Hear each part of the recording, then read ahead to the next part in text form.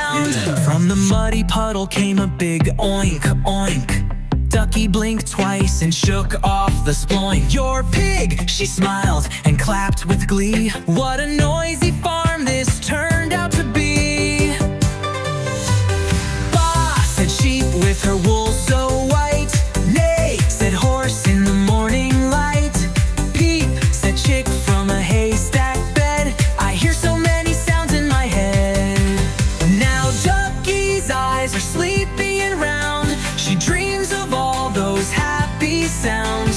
The barn is quiet, the stars shine down. Good night to everyone.